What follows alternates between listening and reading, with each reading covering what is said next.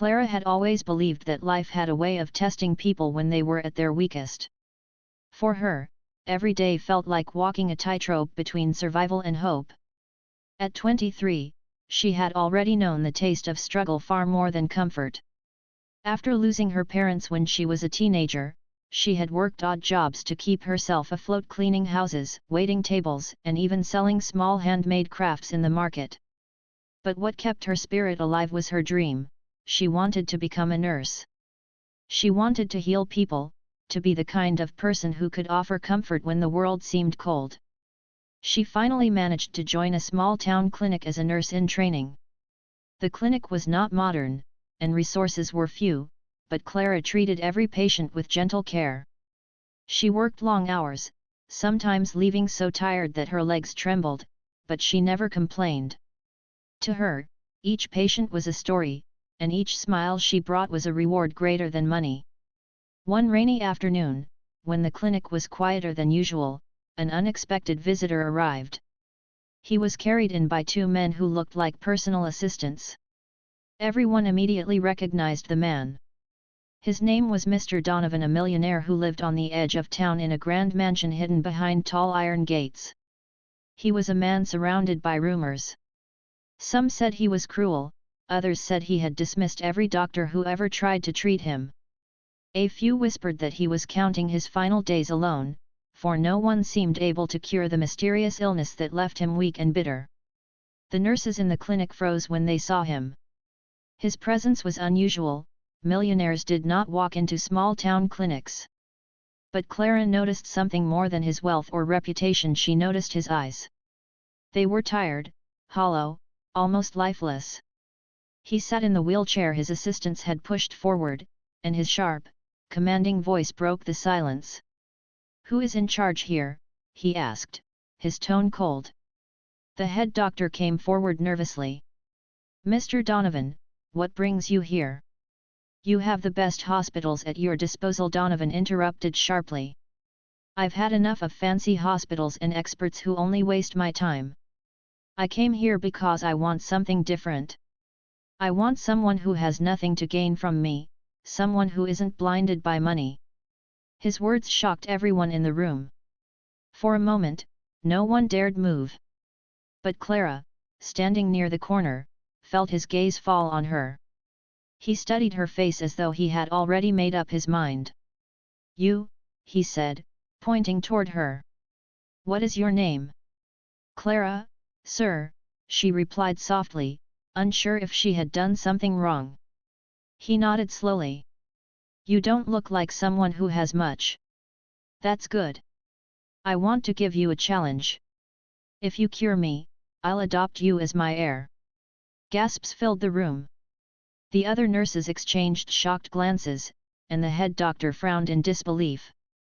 An offer like that was unheard of. Who would trust a young, inexperienced trainee with something so impossible? Clara's heart raced.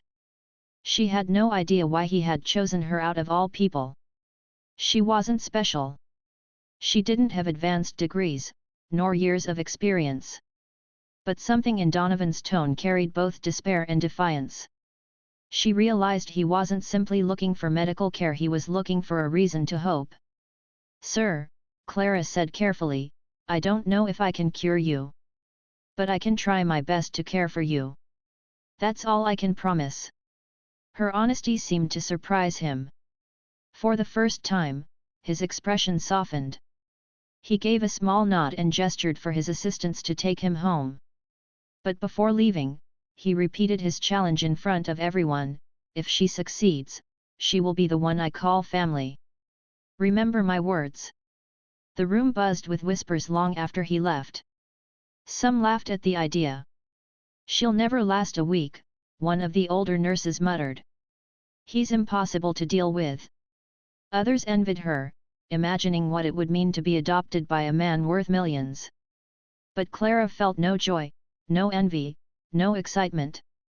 Instead, she felt a strange mixture of fear and determination. That night, Clara could not sleep. The rain tapped against her small apartment window as she lay awake, thinking about Donovan's challenge.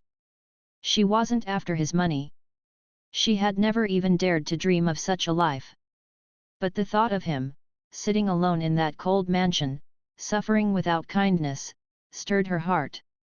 He might be a millionaire, but he looked like the loneliest man in the world. The next day, she was summoned to Donovan's mansion. For Clara, stepping into the estate was like stepping into another world. The gates opened with a groan, revealing a long driveway lined with trees. The mansion itself loomed tall and grand, but despite its beauty, it felt empty, almost like a museum where life had been drained away. Inside, the halls were decorated with expensive paintings and marble floors, yet silence filled every corner. Donovan sat in a large armchair near the fireplace, wrapped in a blanket, his face pale but alert. His assistants stood nearby, their expressions guarded. "You came," Donovan said, his voice calm this time. "Yes, sir," Clara replied. "I thought it would be better if I understood your condition directly." He studied her carefully. "Most people walk in here with greed in their eyes. But you look different. Do not mistake me, I don't trust you yet. But I'm willing to let you try." From that moment, Clara's unusual journey began. She started by observing his medicines, his routines, and his diet. But beyond the medical details, she noticed something deeper. Donovan rarely spoke unless it was about his illness. He kept his distance from everyone, including the staff who served him daily. The mansion was full of wealth but empty of laughter. One evening, while checking his pulse, Clara asked gently, "Do you have any family who visits you?" His face darkened, and for a moment, she thought he would dismiss her. But instead, he said quietly, "Family is a word I stopped believing in long ago. They only come when they want something. No one stays when you need them most." Clara felt a pang in her chest. She understood what it meant to feel abandoned. She wanted to say something comforting, but instead, she simply stayed silent, letting him know she was listening. For the first time, Donovan didn't push her away. Days turned into weeks. Clara returned to the mansion regularly, caring for him with patience and kindness. The other staff began to notice the difference. Donovan, who once scolded and dismissed everyone, now allowed Clara to sit by his side and even share simple conversations. Though his illness remained stubborn, his eyes carried a spark that had been missing for years. For Clara, this was only the beginning of a challenge she had never imagined. She knew the road ahead would not be easy, but something inside her whispered that healing Donovan would take more than medicine. It would take compassion, trust, and the courage to stand firm against the doubts of others. And so, with quiet determination, Clara stepped fully into a story that would change both of their lives. Clara soon realized that looking after Mr. Donovan was not going to be simple. His illness was not something that could be treated with just pills and rest. There was a heaviness about him that went beyond his body. It was in the way he sat alone, the way he avoided the warmth of others, the way his sharp words kept people at a distance. She began her days at the mansion with quiet steps, carrying her small medical kit and her notebook. Every morning, she would check his temperature, his blood pressure, and the medicines he had been taking. At first, Donovan would sit in silence, giving only short replies when she asked about his health. "Did you sleep well, sir?" she asked one morning. "I slept enough," he replied dryly. "Any pain today?" "The same as yesterday." "The same as every day," he muttered. Clara did not take his bitterness personally. She knew pain often made people harsh. Instead of answering back, she smiled gently and wrote her notes. She adjusted his pillow, brought him warm tea, and reminded him to take his medicine. The staff in the house often whispered behind her back. "She won't last. He'll send her away soon," they said. Some even told her directly that she was wasting her time. But Clara did not give up. She believed that sometimes patience could be stronger than medicine. So, day after day, she returned. She spoke to him kindly, never forcing him to talk, but never allowing silence to feel heavy either. Slowly, she began to notice small changes. One afternoon, when she entered his study, she found him reading an old book. She commented softly, "That's a beautiful book. I read it once when I was younger." To her surprise, he lifted his eyes and asked, "What did you think of it?" It was the first time he had asked her a question that was not about his illness. Clara's heart lifted. She shared her thoughts, and for a few minutes, they talked like two ordinary people instead of a sick man and his caretaker. After that day, their conversations became a little more frequent. Clara would sometimes tell him short stories from the clinic about patients who smiled despite their pain, about children who laughed even when they were sick. Donovan would listen quietly, and though he rarely commented, she could see that her words stirred something inside him. Still, not everyone was happy with her growing closeness to him. Donovan's relatives, who rarely visited, began to notice that Clara's presence was becoming regular. One afternoon, when she stepped out of his room, she overheard two of his nephews speaking in the hallway. "She's trying to win his heart," one sneered. "If he adopts her, what will be left for us?" Clara froze for a moment, then quietly walked past them without responding. She had no intention of taking anyone's wealth. But she also knew she could not explain herself to people who had already made up their minds. Inside, Donovan seemed to sense her unease. That evening, he looked at her with his piercing eyes and said, "You heard them, didn't you?" Clara hesitated, then nodded. "Yes, sir." He leaned back in his chair, his face unreadable. "They only see money. They don't see me. You shouldn't let their words trouble you. If you plan to continue caring for me, you must learn to ignore them." Clara met his gaze. "I'm not here for money. I'm here because I think, maybe you need someone who actually cares." For a long moment, he was silent. Then, to her surprise, he gave a faint smile, the first real smile she had seen on his face. "Strange girl," he murmured. From that day forward, Donovan became a little less guarded. Clara noticed he started eating more regularly when she reminded him. He even allowed her to adjust his room, opening the curtains to let sunlight in, something the staff said he had refused for years. She brought in fresh flowers one morning, placing them near his window. At first, he frowned. "What are these for?" "Flowers bring life to a room," Clara answered simply. He looked at them for a while, then said quietly, "It's been a long time since anyone brought flowers into this house." Clara's care was not only about medicine. She knew healing also came from the heart. So, she tried small things, reading aloud to him, playing soft music, and encouraging him to share memories from his younger days. One evening, while she was preparing his tea, he began to speak without her asking. "When I was young, I built everything with my own hands. The business, the houses, the fortune, but in the process, I lost people. I pushed them away. And now look at me. Surrounded by wealth, yet I have no one who stays." Clara listened with gentle attention. She did not interrupt, but her silence was full of warmth. Donovan seemed lighter after speaking, as if simply sharing his pain was a kind of medicine. Over the weeks, Clara's determination began to show results.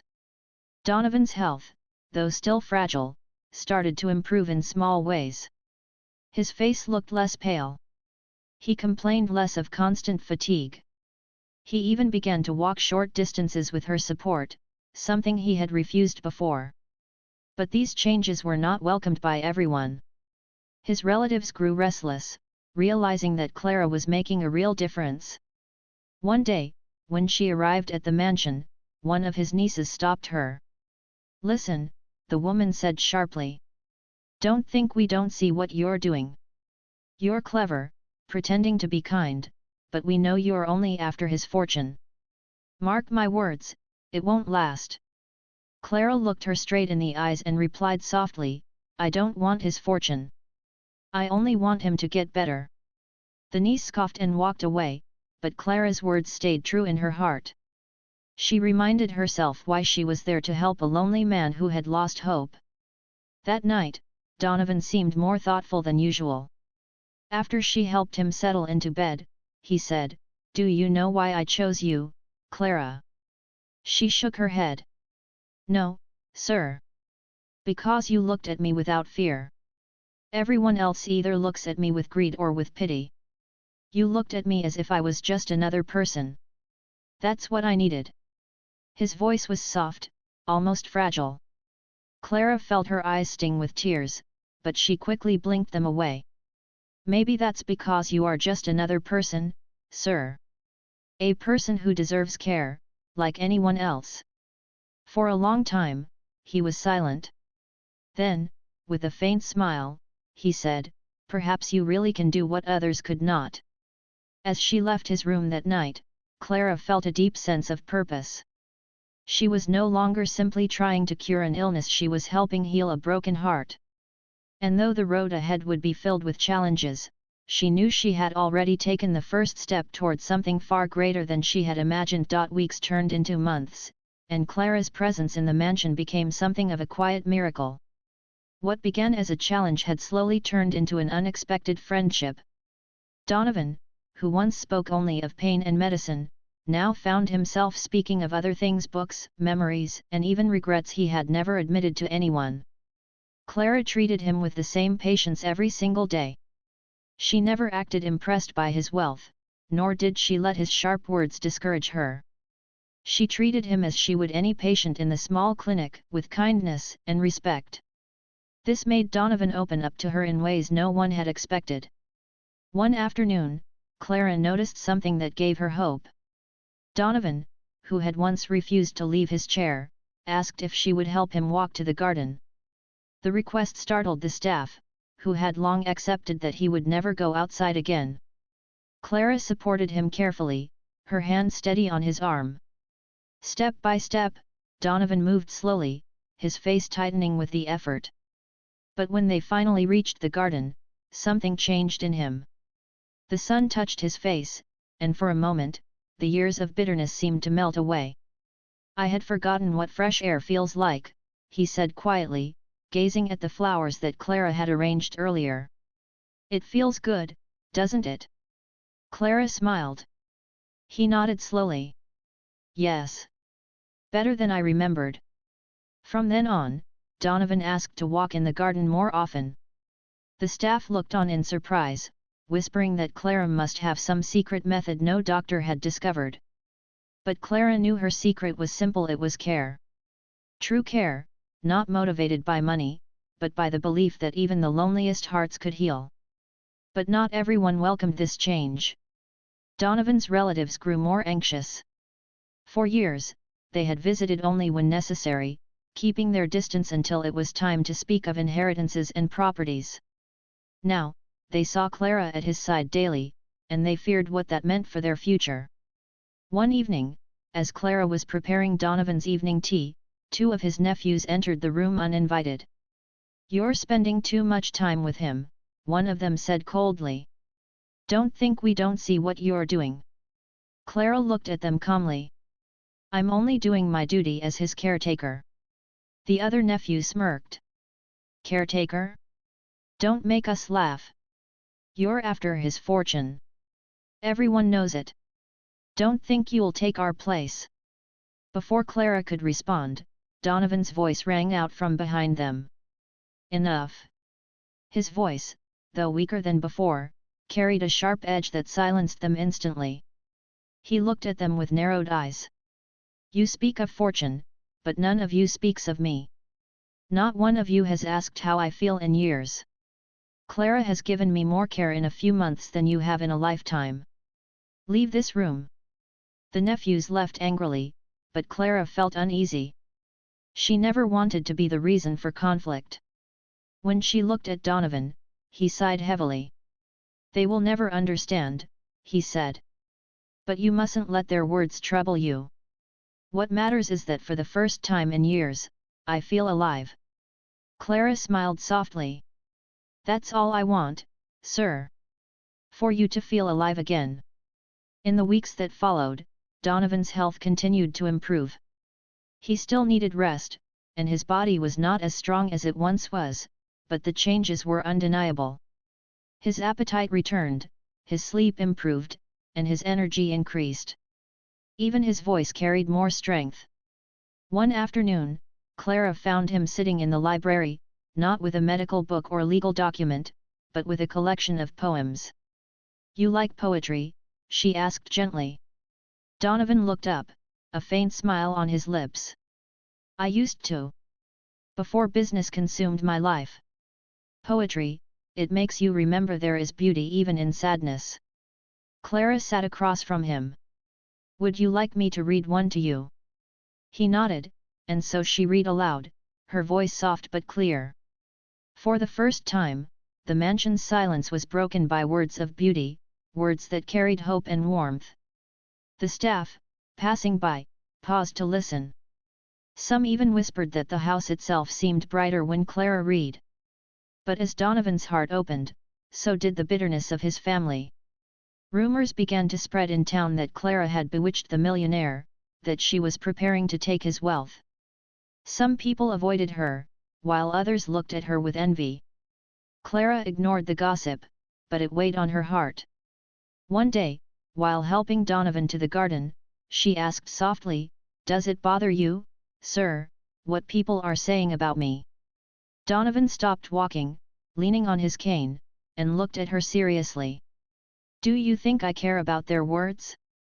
Clara, I have lived long enough to know people will always speak. Let them. What matters is the truth, and the truth is this: you are the only one who stood by me when everyone else walked away." His words touched Clara deeply. She realized that the healing she was giving him was not just for his body, it was for his soul. Soon after, Donovan did something that shocked everyone. He called for a small gathering in his mansion, inviting both his relatives and some trusted friends. Clara stood quietly at the side, unsure why he had called her to be present. When everyone was seated, Donovan spoke with unusual strength in his voice. "For years, I have been surrounded by wealth, but not by love. I have been treated as a man to be inherited, not a man to be cared for. But in these past months, one person has given me what none of you offered: genuine kindness. Clara has not only cared for my illness but has restored my will to live." Gasps filled the room. His relatives exchanged shocked glances. Clara lowered her eyes, her heart racing. Donovan continued firmly. "You may not like it, but I have made my decision. Clara is no longer just my caretaker. From this day forward, she is the daughter I never had." The announcement shook the room like thunder. Some relatives protested, some whispered angrily, while others simply stared in disbelief. Clara herself was too stunned to speak. She had never expected this. She had only wanted to help, not to change her life in such a drastic way. After the gathering, when the guests had left in a storm of whispers and complaints, Clara finally spoke to Donovan. "Why did you do that, sir? You didn't need to make such a promise to me." Donovan looked at her with tired but gentle eyes. "Clara, you gave me something I cannot repay with money. You gave me back my life, my laughter, my hope. I don't want to leave this world with only empty wealth. I want to leave knowing I had a family, someone who truly cared. That someone is you." Tears welled in Clara's eyes, but she held them back. She realized then that this journey was about more than a challenge. It was about two lives, broken in different ways, finding healing through one another. She had cured him in ways no medicine ever could. And though the world around them whispered in disbelief, Clara knew in her heart that this was only the beginning of something far greater. Clara could not sleep the night after Mr. Donovan's announcement. His words kept echoing in her mind, "From this day forward, she is the daughter I never had." She had gone to his mansion with the simple intention of caring for him as a nurse. She never wanted his fortune, nor had she dreamed of becoming his heir. Yet now, her name was on everyone's lips. The staff whispered about it in the hallways, the townspeople spoke of it in the markets, and his relatives, oh, they were furious. The following morning, Clara arrived at the mansion to find the air thick with tension. Two of Donovan's nieces were already in the sitting room, their faces stormy. As soon as they saw Clara, one of them said sharply, "How dare you walk in here as if you own the place? Do you think you can replace us? Do you think you can take what belongs to our family?" Clara's hands tightened around the small notebook she carried, but her voice remained calm. "I don't want to replace anyone. I don't want wealth. I'm only here to care for him." The other niece scoffed. "Lies. You think we're blind? He's signing papers. He's giving you everything." Before Clara could answer, Donovan's voice came from the doorway.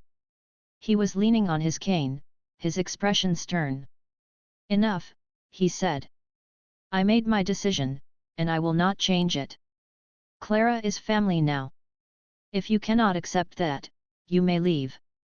The nieces left angrily, their heels clicking sharply against the marble floor. Clara turned to Donovan with concern. "Sir, maybe you should not speak so firmly to them. They are your family." Donovan shook his head. "Family is not defined by blood, Clara. It is defined by loyalty, by care, by love. And they have shown me none of it. You, a stranger, have given me more than they ever have. Don't question my choice." Though his words touched her, Clara felt conflicted. She respected him deeply, but she never wanted to be the cause of division in his life. She tried to focus only on her work, making sure his health continued to improve. But the relatives did not stay silent. In the following days, letters began arriving at the mansion, letters filled with accusations, threats of legal battles, and demands that Donovan reconsider his decision. The staff became nervous, whispering that a storm was coming. Clara, however, remained steady. Every morning, she greeted Donovan with the same gentle smile, prepared his medicines, and encouraged him to continue his short walks in the garden. She read to him in the afternoons and listened when he wanted to share his past. One evening, as the sun painted the sky with shades of gold, Donovan turned to her and said, "Do you know what shocks me the most, Clara?" She looked at him curiously. "What, sir?" "That you never once asked me about the inheritance. Not once. Everyone who comes into my life eventually asks what they will get. But you never did." Clara smiled softly. "Because I never wanted anything from you, sir. I only wanted you to get better." For a long moment, Donovan looked at her with something like pride in his eyes. "And that is exactly why I want you to have everything. Not for the wealth, but for the love you showed without asking for anything in return." Clara lowered her gaze, her heart heavy. She knew people would never understand. To them, it would always look as if she had schemed her way into his fortune. But in her heart, she knew the truth, and so did he. The turning point came a week later, when Donovan invited a group of lawyers to the mansion. Clara did not want to be present, but he insisted. "You must hear it from me directly," he said. In the great study, with shelves of books lining the walls, Donovan sat at the large wooden desk while the lawyers read out the documents. They spoke of wills, of properties, of transfers. And then Donovan looked at Clara. "Clara," he said clearly, "you gave me back my life. Now, I want to give you what I have. Not because you need it, but because I choose to make you my family." Clara's heart pounded. "Sir, please. I don't want your wealth. I don't want people to think," he interrupted her gently.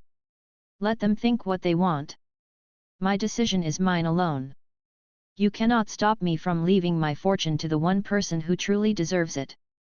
The room fell silent, except for the scratching of pens as the lawyers continued their work. Clara sat quietly, her thoughts swirling. She felt trapped between gratitude and fear, between loyalty and guilt.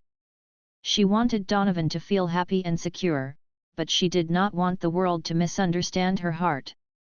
That night, Clara sat by her small window in her apartment, staring at the stars. She thought about her parents, about the struggles she had faced alone, and about the man who now wanted to make her his daughter. She whispered softly to herself, "What should I do?" The next day, Clara made a decision. When she entered the mansion, Donovan was waiting in the library, sipping tea. She walked up to him with quiet determination. "Sir," she began, "I cannot stop you from choosing me as family. But I must ask something of you." He raised an eyebrow. "What is it?" "If you truly want to make me your daughter, then please let us use your wealth for something greater. Not for me, but for others. For children who have no home, for the sick who have no care, for people who are struggling like I once was. Let your legacy be more than riches. Let it be kindness." Donovan stared at her, his eyes wide. Then slowly, a smile spread across his face. It was not his usual faint smile, but a genuine one, filled with warmth. "You truly are extraordinary, Clara," he said softly. "Others would have taken everything for themselves. But you ask for none of it. Very well. If that is your wish, then so it shall be. Together, we will build something that will outlast both of us." His words lifted a weight from Clara's heart. For the first time since his announcement, she felt peace. She had not only cared for his body and soul but also guided his wealth toward something meaningful. The staff soon learned of this new plan, and whispers filled the mansion again, but this time, the whispers were different. They spoke not only of Clara as the heir but of a new foundation, one that would help the poor and the sick. Some staff even smiled, saying, "Perhaps this house will finally become a place of giving, not just of keeping." Of course, Donovan's relatives were outraged when they heard. They stormed into the mansion one morning, shouting about unfairness, about rights, about bloodlines. Clara stayed quiet, letting Donovan answer them himself. He stood tall, leaning on his cane, and said firmly, "You had years to show me love, and you showed me none. Clara gave me back my life. And now, together, we will give life to others. If you cannot accept this, then you are welcome to leave." The relatives left, their anger echoing in the hallways, but Donovan remained calm. Clara looked at him with admiration. He was no longer the bitter man she had first met, he was stronger, more at peace. That evening, as they sat in the garden watching the sunset, Donovan said quietly, "Do you realize, Clara, what you have done? You came into my life as a nurse, but you became my daughter, my hope, my second chance. What you did next was not just shocking, it was life-changing." Clara smiled gently, her heart full. "Maybe we both found healing, sir. Not just you, not just me. Both of us." And in that moment, under the soft glow of the fading sun, the mansion no longer felt like a lonely house filled with wealth. It felt like a home where love and kindness had finally found their place. The news about Mr. Donovan's decision spread quickly, not only in town but far beyond. Newspapers wrote about it with bold headlines: "Millionaire chooses nurse as daughter and heir." Some called it shocking, others inspiring, while a few questioned Clara's intentions. Wherever she went, eyes followed her, and whispers filled the air. At first, the attention unsettled her. She had never been someone who liked to stand in the spotlight. She was a simple girl who once struggled to pay for her meals, and now, people looked at her as if she was part of a grand story. But what kept her steady was Donovan himself. "Let them talk," he told her one morning as they walked slowly in the garden. His steps were firmer now, his cane tapping against the stone path. "I used to fear people's opinions. I thought wealth meant respect. But the truth is, people will always talk. What matters is what we know in our hearts." Clara nodded. "I suppose you're right. Still, it feels strange. I never asked for this." Donovan smiled faintly. "And that is exactly why you deserve it." In the weeks that followed, their plan for the foundation began to take shape. Lawyers, advisors, and volunteers were called in.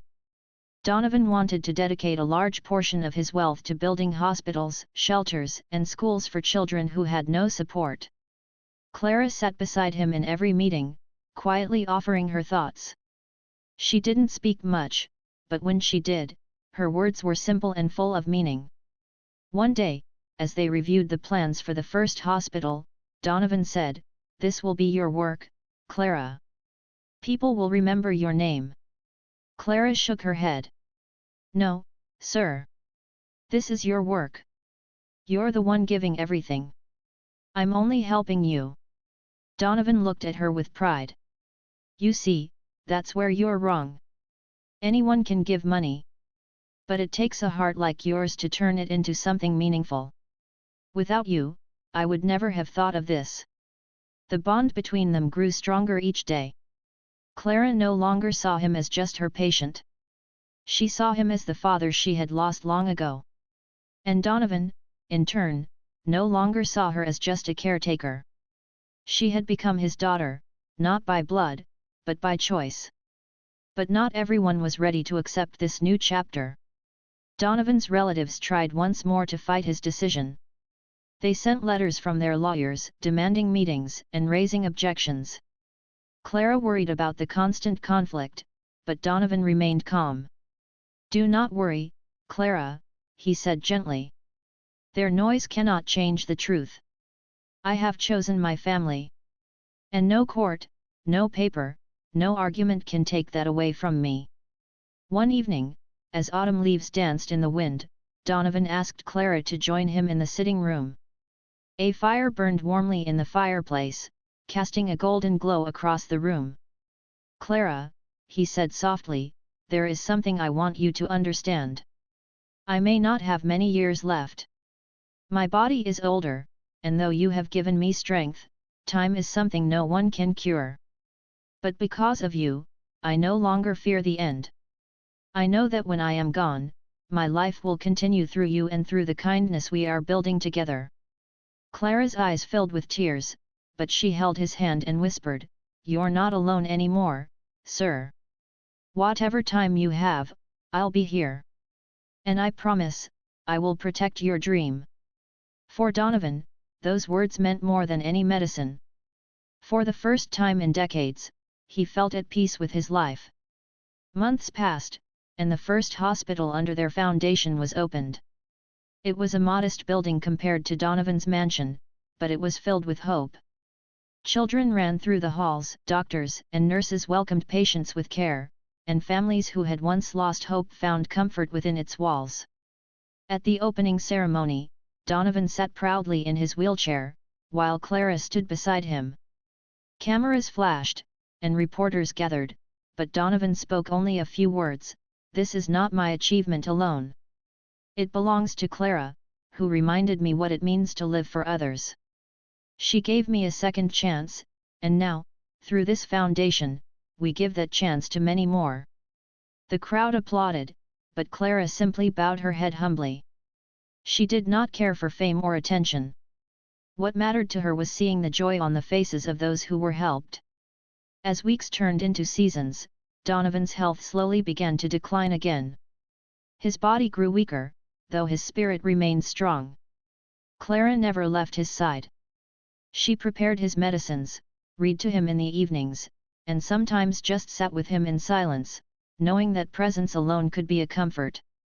One quiet night, as snow fell softly outside, Donovan called Clara to his bedside. His voice was faint but steady.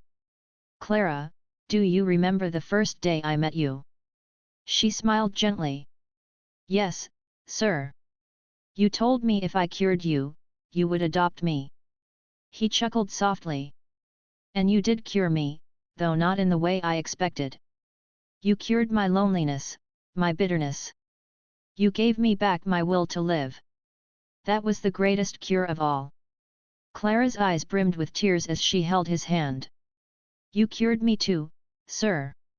You gave me a family again, something I thought I had lost forever." He looked at her with deep affection. "Then perhaps we both found what we needed." That night, Donovan drifted into a peaceful sleep, comforted by the presence of the daughter he had chosen. In the days that followed, the mansion, once filled with silence and sorrow, was filled with people, doctors, volunteers, and children whose lives were touched by the foundation. Donovan's dream, shaped by Clara's heart, continued to grow. Clara, though still humble, became known as the guiding hand behind the projects. She never saw herself as a millionaire's heir.